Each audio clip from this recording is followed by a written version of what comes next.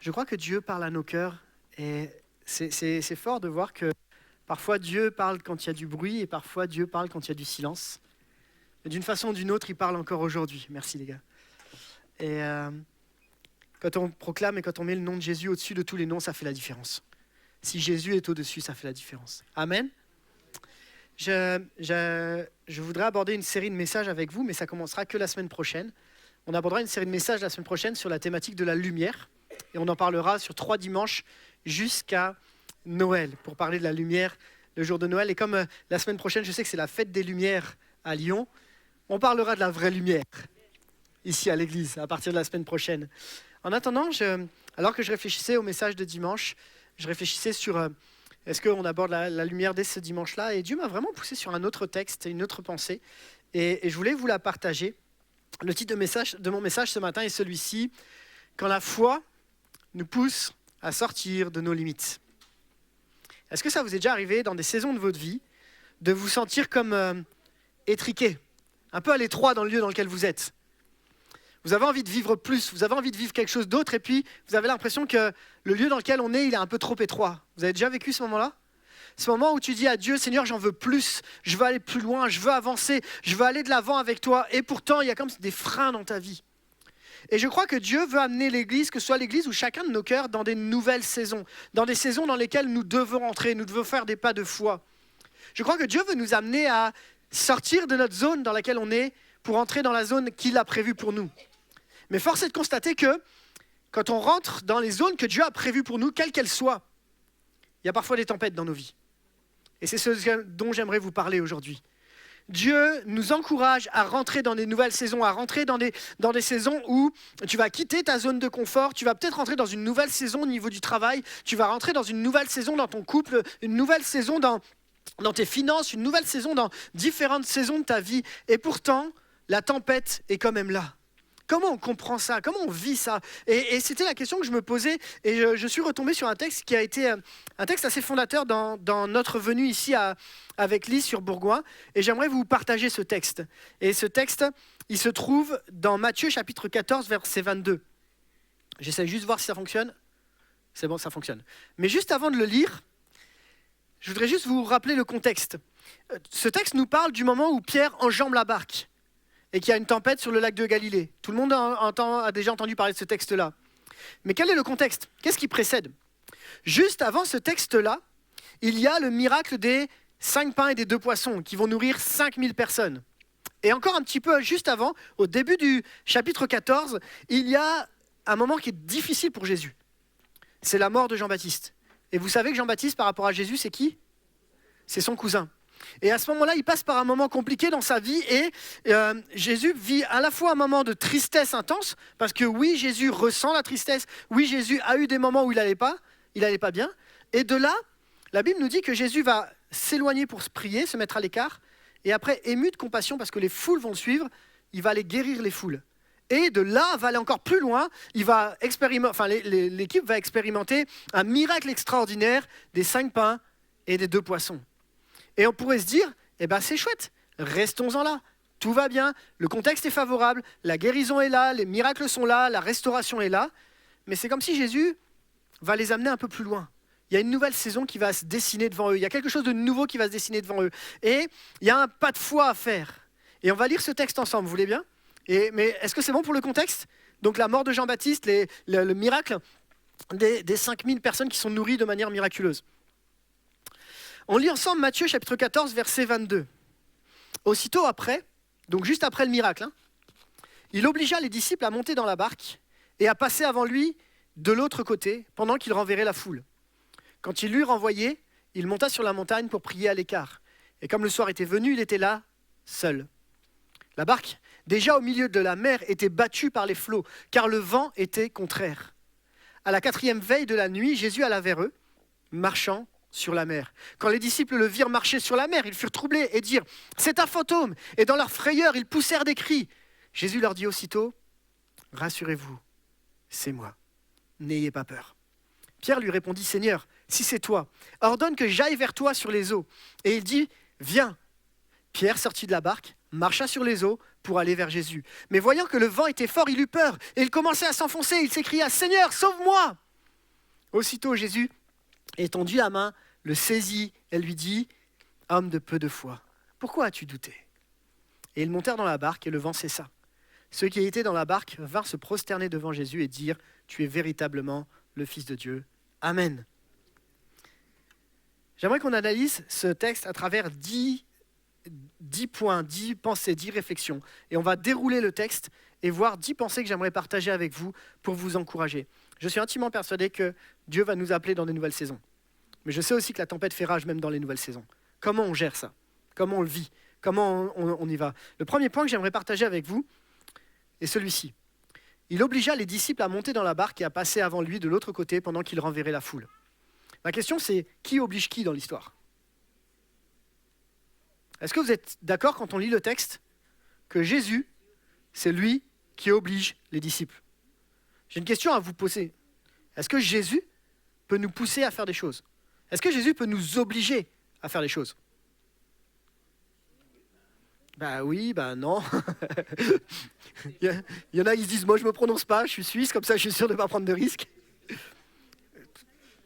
Il nous conseille, mais il nous laisse libres de nos choix. Ouais.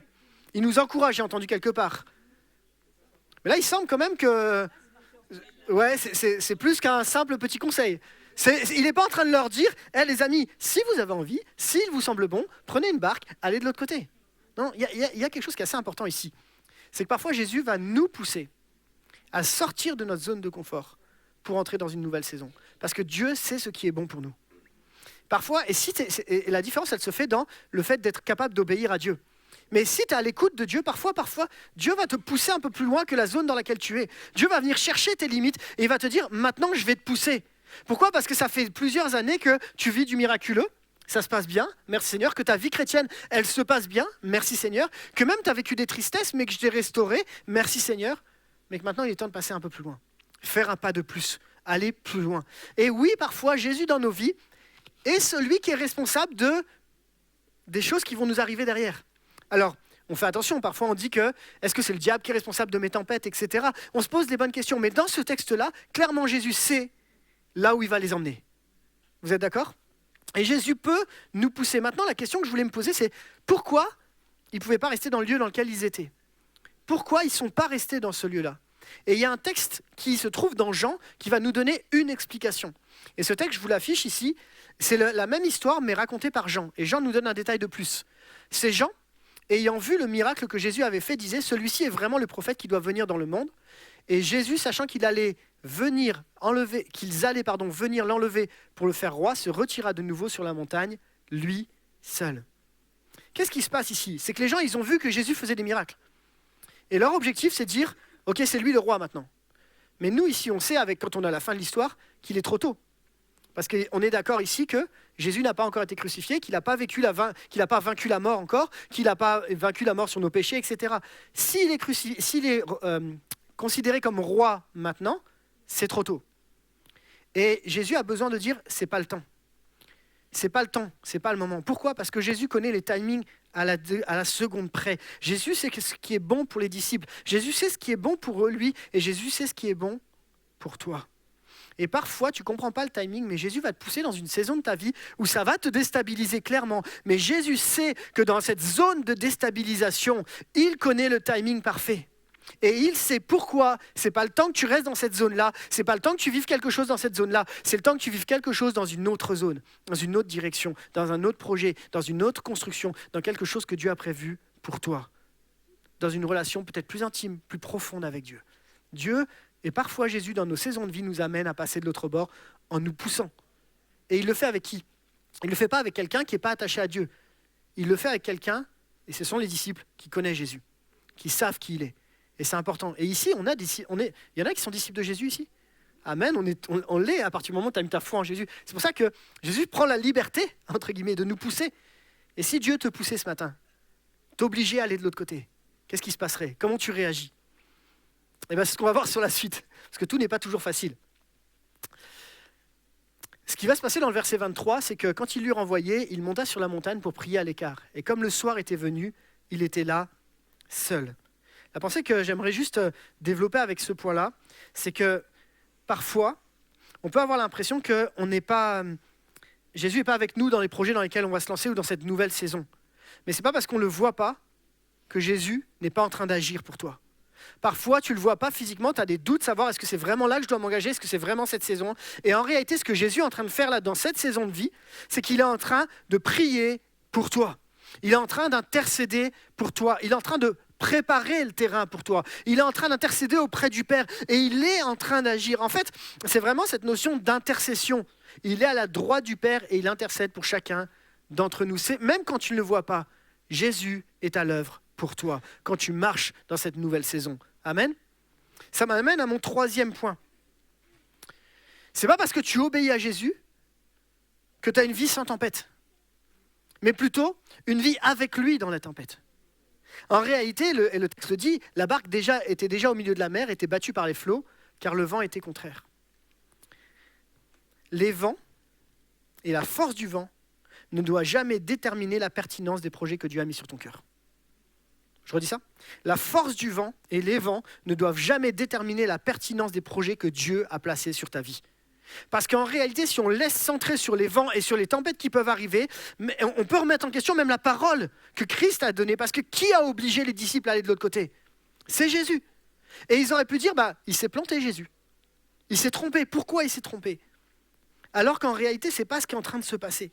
C'est parce que simplement tu ne vois pas encore Jésus et que tu ne le vois pas, mais ce n'est pas les vents qui doivent remettre en question, ce n'est pas les circonstances qui doivent remettre en question les saisons dans lesquelles tu dois entrer. Parce que des tempêtes, tu vas en avoir. Il y en a ici qui savent que la vie chrétienne, ce n'est pas un long fleuve tranquille.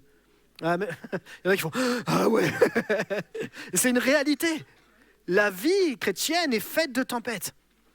Et ce n'est pas parce que tu vis la tempête que tu es forcément en dehors du plan de Dieu. La preuve, avec ce texte-là. On est d'accord ? Ce qui est pourtant pas évident. Mais ce que je voudrais juste te dire, c'est que ce qui est en train de se passer sur terre, quand toi, tu es sur la tempête, quand Jésus est en ciel, en fait, il est en train de gagner le combat pour toi dans le ciel. Parfois, il y a la tempête sur la terre, mais ce que Jésus est en train de faire, c'est qu'il combat dans le ciel pour toi, pendant que toi, tu es sur la terre. Et il y a des moments où tu as l'impression que Jésus, il n'est pas avec toi. C'est pas qu'il n'est pas avec toi, c'est qu'il est en train de gagner des victoires pour que tu puisses les gagner après sur la terre. Et c'est ça qu'il faut qu'on comprenne. Jésus intercède pour nous dans un combat régulier. Il est là et il combat pour toi. Le combat, il n'est pas sur la terre pour l'instant, pas encore. Parce que le combat sur la terre, ça va être face à la foi des hommes. Mais là, il y a un combat dans le ciel qui est engagé, dans lequel Jésus sait que ses disciples sont en galère. Et il combat dans le ciel pour une protection particulière. Amen. Ce qui m'amène à mon point suivant. Une fois qu'on a compris que parfois il y a des vents contraires, parfois c'est pas évident, parfois c'est difficile, eh bien, Jésus vient quand même à notre rencontre. Vous voyez la différence entre le ciel et la terre à ce moment-là ? On a l'impression que Jésus maintenant va faire un pas vers les hommes.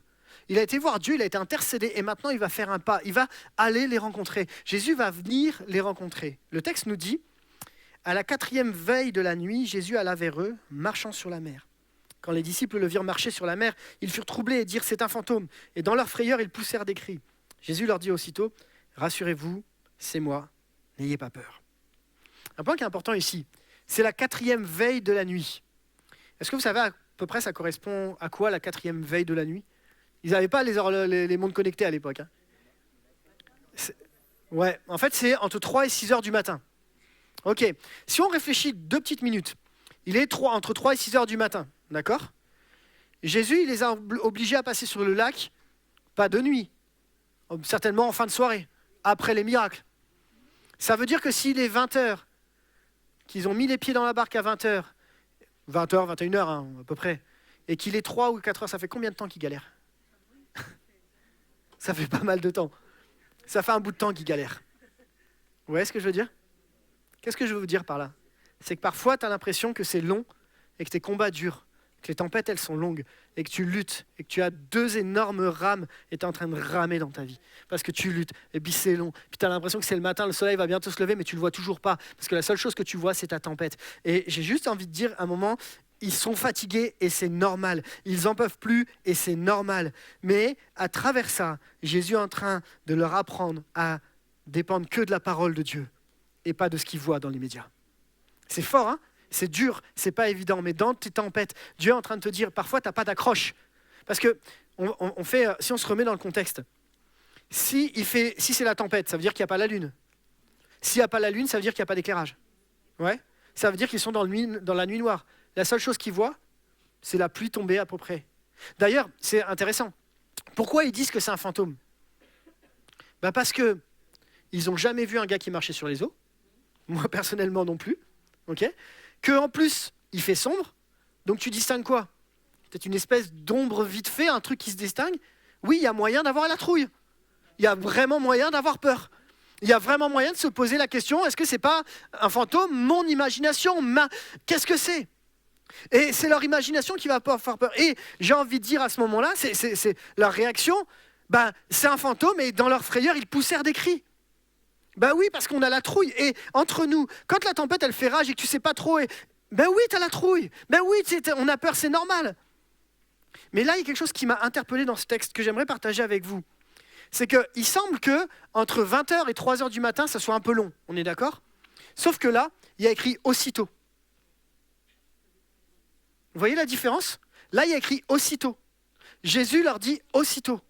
Et là, je voudrais qu'on réfléchisse à un instant. Il y a une différence entre le moment où Christ nous laisse dans la tempête, il intercède pour nous, il prie pour nous, mais quand il est là, et que tes paroles prononcent des paroles de peur et d'inquiétude, aussitôt, il les remplace par des paroles qui rassurent.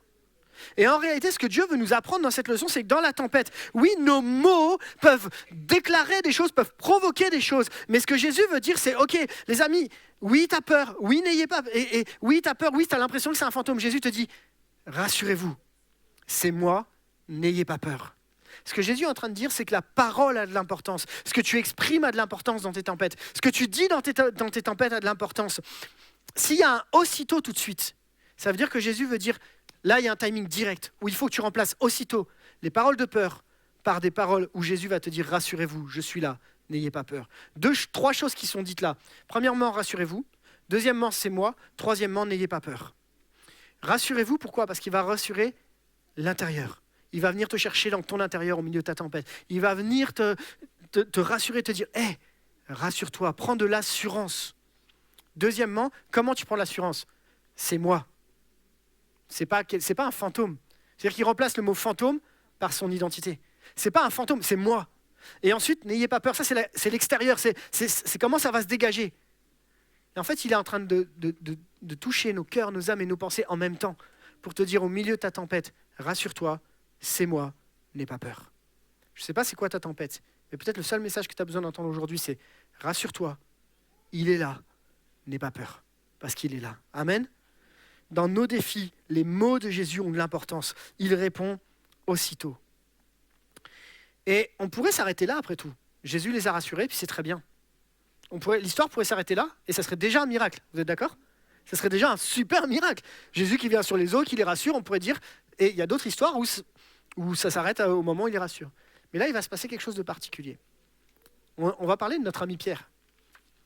Pierre lui répondit, « Seigneur, si c'est toi, ordonne que j'aille vers toi sur les eaux. » Et il dit, « Viens. » Pierre sortit de la barque et marcha sur les eaux pour aller vers Jésus. Je crois que dans les plus grands défis, les plus grandes des tempêtes, Jésus veut nous appeler à faire un pas audacieux de foi. C'est quoi ? C'est que non seulement c'est déjà compliqué, mais Jésus va nous pousser encore plus loin pour découvrir le surnaturel de Dieu dans nos tempêtes. Jésus veut nous pousser encore plus loin. Non seulement c'est déjà pas mal tout ce qu'ils ont vécu, mais Pierre veut, lui, en vivre encore plus. Pierre veut vivre encore plus dans sa relation avec Dieu. Il a compris que cette tempête-là va le ramener plus proche de Jésus. Quelqu'un disait, c'est un commentaire, la protase de Pierre. Alors, protase, je ne savais pas ce que c'était, mais c'est comme le commentaire était comme ça, je l'ai laissé. Mais la protase, en fait, c'est une condition. Ça va ? C'est pour ça qu'entre parenthèses, après, il y a écrit « si c'est toi ». Donc, si vous êtes en soirée, vous placez le mot protase, ça passe bien, franchement. Ouais, la protase de Pierre était vraiment intéressante. Bref, poursuivons. La protase de Pierre, qui donc c'est le « si c'est toi », exprime une condition réelle, presque comme « puisque c'est toi ». La demande est audacieuse, mais les disciples avaient été formés depuis un certain temps et avaient reçu le pouvoir de faire exactement le genre de miracle que Jésus accomplissait. Quoi de plus naturel pour un pécheur qui connaissait et respectait les dangers de la Galilée que de vouloir suivre Jésus dans cette nouvelle démonstration de puissance surnaturelle. Amen.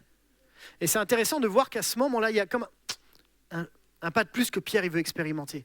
Et je suis intimement persuadé que dans les zones par lesquelles tu passes, dans les zones de tempête qui sont tes zones de tempête, Dieu va t'amener sur encore un pas de plus pour aller encore plus loin parce que tu dois découvrir encore quelque chose de plus du surnaturel de Dieu, de la capacité de Dieu à faire des miracles au milieu de ces tempêtes.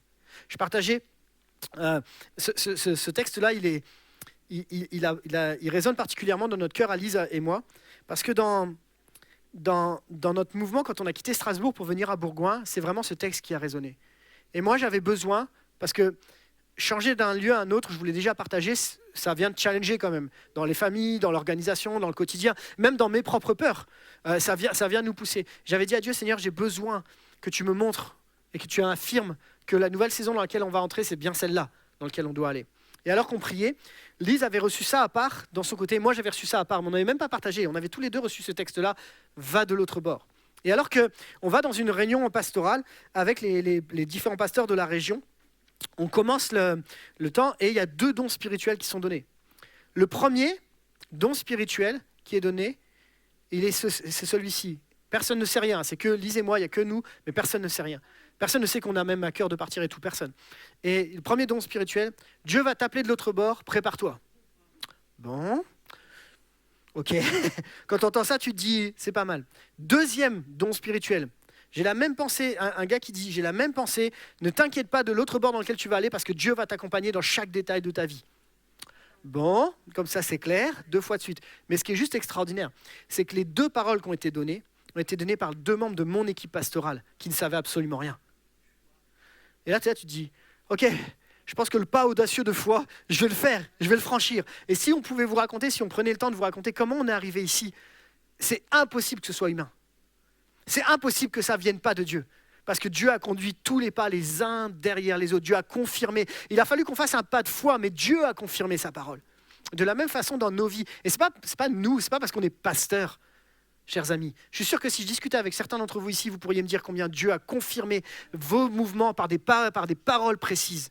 Combien Dieu a confirmé les projets par des paroles précises. Combien Dieu a confirmé même les pas audacieux de foi par des paroles précises. Parce que c'est comme ça que Dieu fait quand il sait que la tempête est compliquée.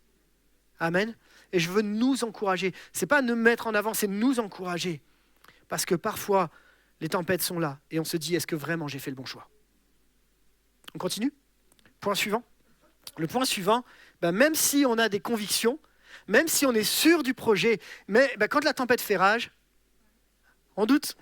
Ouais. Non, il n'y a que moi ? Si vous saviez, les amis. Si, on est vraiment ensemble là. On doute, il y a des moments où tu es là, tu dis, wow, Seigneur. Et on a un peu ce Pierre là. Mais voyant que le vent était fort, il eut peur. Et comme il commençait à enfoncer, il s'écria, Seigneur, sauve-moi. Encore un aussitôt. Les amis, il y a un timing divin. Quand il y a des aussitôt, Jésus dit aussitôt. Aussitôt, Jésus étendit la main, le saisit et lui dit, homme de peu de foi, pourquoi as-tu douté ? C'est pas parce que Jésus est présent que la tempête s'arrête. Oui ? En fait, la réalité de ce qu'on peut voir ensemble, c'est que ce n'est pas la violence des vents ni la fureur des vagues qui mettait sa vie en danger, c'était la petitesse de sa foi. Et c'est là où Dieu vient nous challenger. Jésus est là, les tempêtes sont là, le vent est toujours fort, mais malgré tout, nos doutes peuvent arriver, nos inquiétudes peuvent arriver. Pourquoi ? Parce qu'en réalité, le regard de Pierre change de lieu. Au départ, il est fixé sur Jésus, et comme c'est Jésus qui a donné la première parole d'aller de l'autre côté, comme c'est Jésus qui a donné la première parole, tant que tu restes fixé sur la parole, ça tient bon. Mais dès que tu commences à regarder les circonstances, les tempêtes, tout ce qu'il y a autour, tu commences à couler. Vous me suivez là-dessus ? Et c'est vrai, c'est tellement un encouragement. Enfin, d'un côté, c'est la réalité. C'est que, moi j'ai juste un truc qui m'interpelle dans ce texte-là. Est-ce que Pierre, il n'a pas déjà fait le plus gros à ce moment-là ?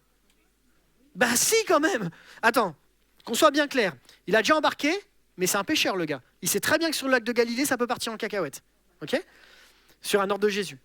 Il vit la tempête, il voit un fantôme. Ok ? Jésus lui dit rassuré. Il est rassuré. En plus de ça, Jésus arrive et il enjambe la barque.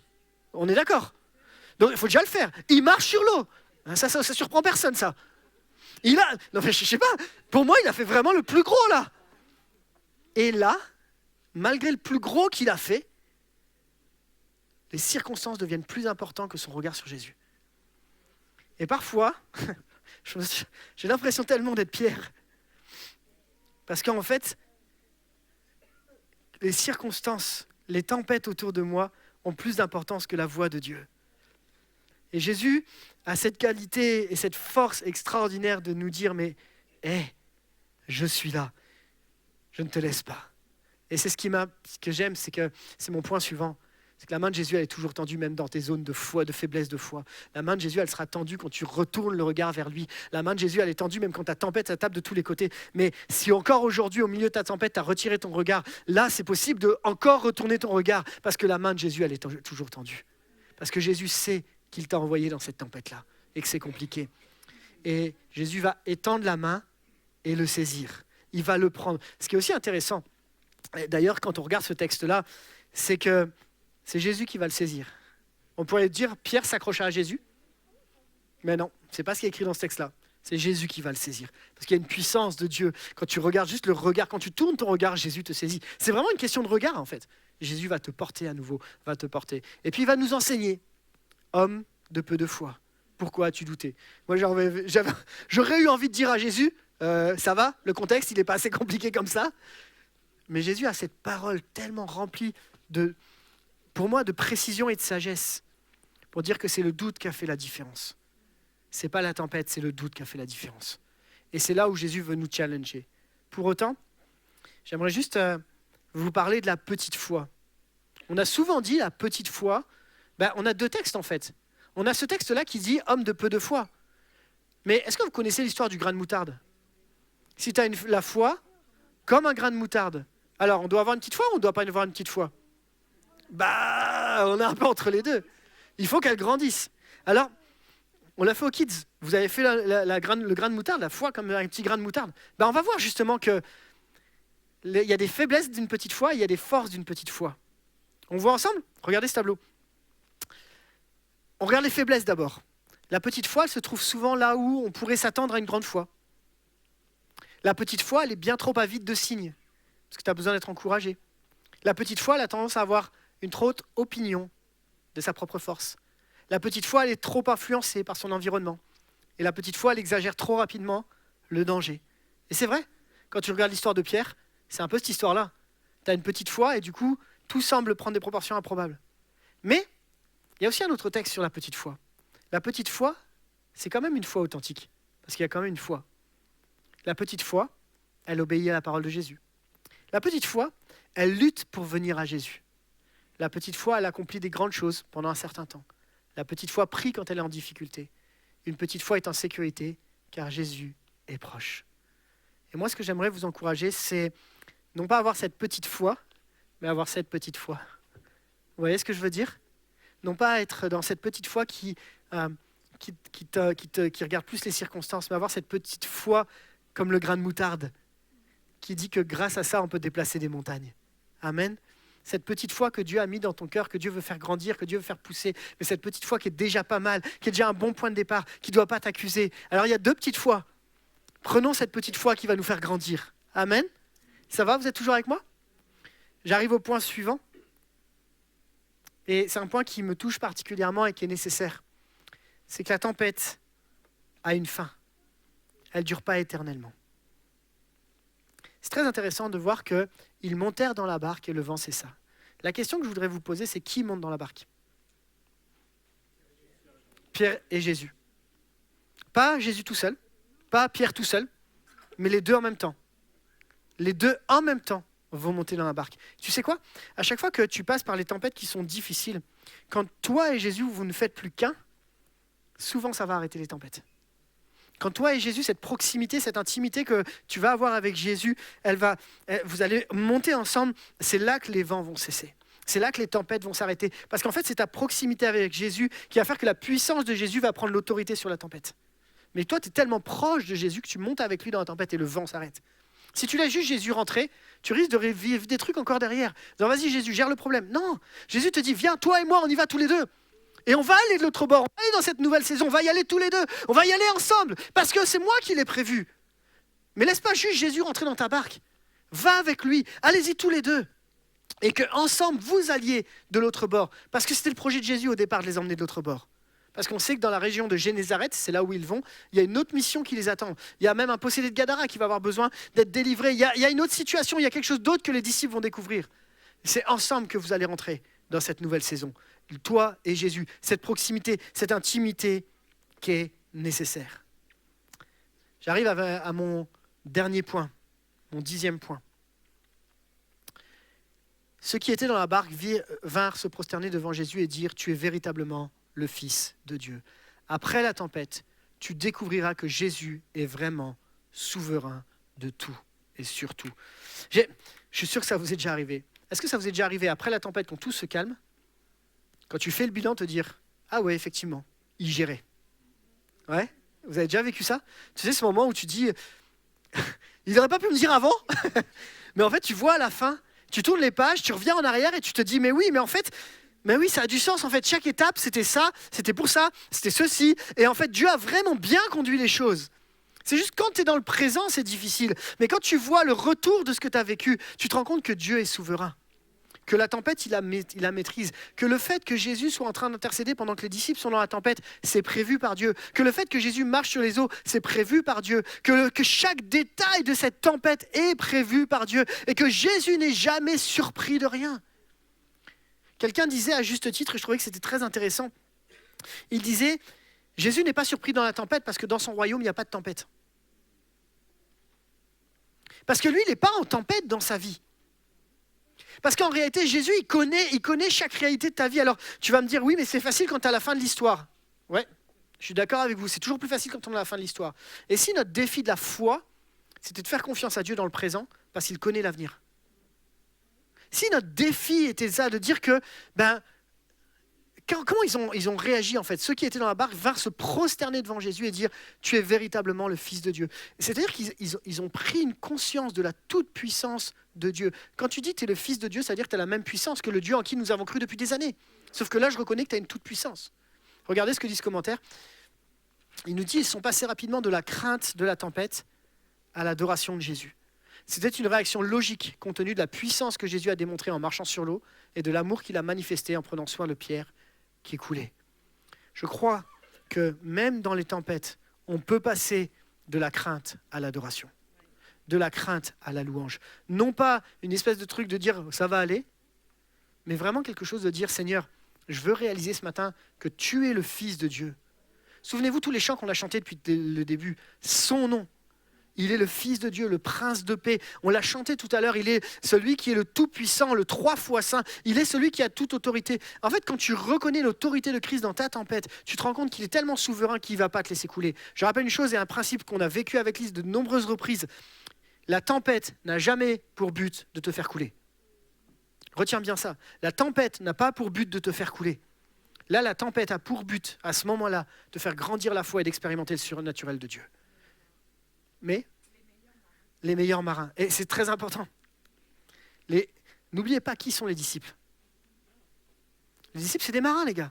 Tu leur fais pas l'envers, tu leur racontes pas comment on gère un bateau. Tu vas pas leur faire un tuto YouTube. Ils savent gérer le bateau. Mais même les meilleurs ont besoin de la présence de Dieu dans leur vie, dans leur tempête. Amen. Je vais demander à l'équipe de louange si vous voulez bien nous rejoindre et je voudrais juste conclure avec ce message. J'étais percuté par ce message parce que des tempêtes, on en vit tous. Ok ? Et je voudrais juste vous apporter 3 points, 3 conclusions ensemble. La première, et celle-ci est très simple, mais quand même une réalité qu'il faut saisir. La tempête fait partie du voyage de la foi, mais elle ne nous sépare jamais de Jésus. Lorsqu'on traverse des épreuves, Jésus est toujours là. Il est là dans nos tempêtes, même quand ça semble incertain. Deuxième point, Jésus nous appelle à sortir de notre confort et faire un pas audacieux de foi. Je ne sais pas c'est quoi la barque qui te rassure. Et peut-être qu'il faut l'enjamber aujourd'hui. Ouais. La tempête a un but, nous révéler la souveraineté de Jésus et nous conduire à une plus grande intimité avec lui. Et c'est vrai, quand tu regardes comment Pierre et Jésus étaient proches après, n'oubliez pas que ce même Pierre, c'est lui qui, des années après, va être cet apôtre Pierre là qui va prêcher, 3000 âmes vont se convertir et qui va ouvrir les premières églises. Enfin, c'est un truc de fou. Qu'est-ce qui fait la différence? C'est pas qu'il soit meilleur, on sait bien qu'il a un caractère de cochon en plus. On le sait, Pierre. Mais ce qui fait la différence, c'est sa proximité avec Jésus. Il y a une proximité qui découvre déjà dans la tempête. Découvre la proximité avec Jésus dans la tempête. Monte avec lui dans la barque. Tu vas voir qu'il ne va pas te laisser tomber. On ferme les yeux un instant ensemble ?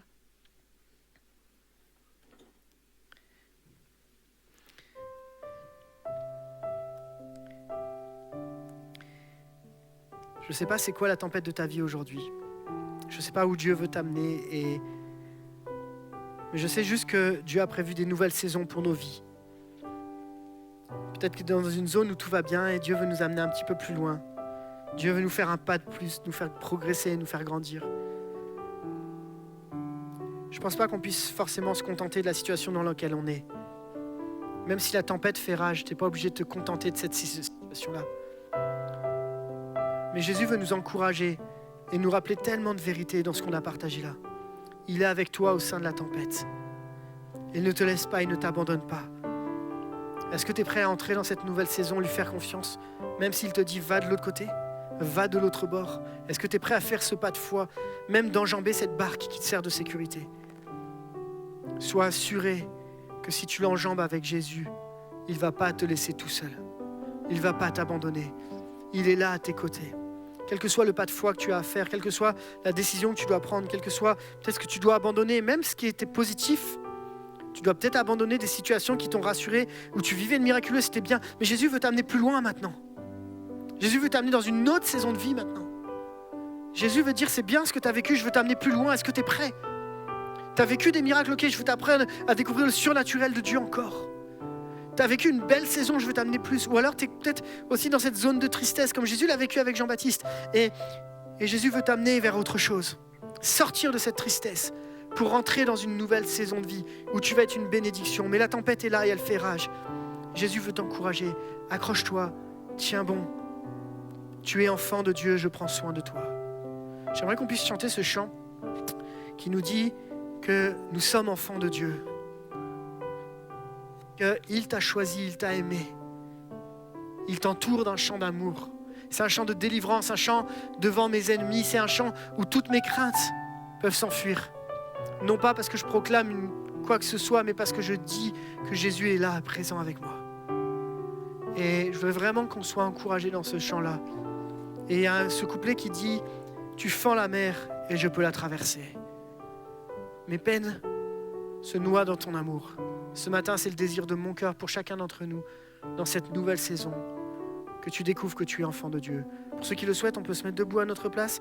Si vous souhaitez rester assis comme vous voulez, sentez-vous libre, mais qu'on prenne ce temps, un instant, dire Seigneur, je veux entrer dans cette nouvelle saison de vie.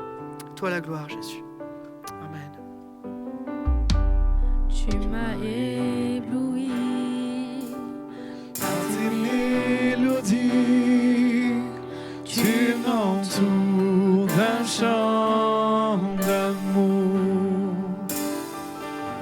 chant de délivrance devant mes ennemis. Toutes mes craintes s'enfuient. Je ne suis plus esclave de la peur.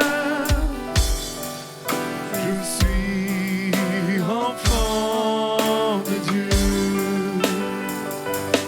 Je ne suis plus esclave de la peur. Je suis enfant de Dieu. Avant ma naissance, tu m'avais choisi, appelé par mon nom. Tu m'as adopté, je suis de ta famille. Ton sang coule dans mes veines. Je ne suis plus esclave de la peur. Je suis enfant de Dieu. Je ne suis plus esclave de la peur. Je enfant de Dieu.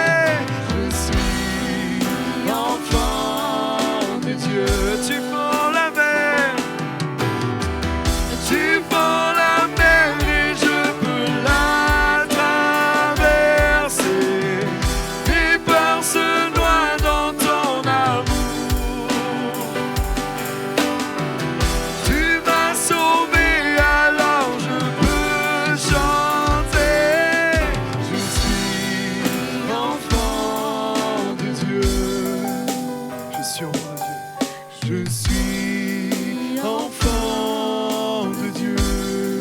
Encore une fois, je suis enfant de Dieu. Je suis enfant de Dieu. Seigneur, je veux vraiment te prier pour chacun ici, peu importe les saisons de vie.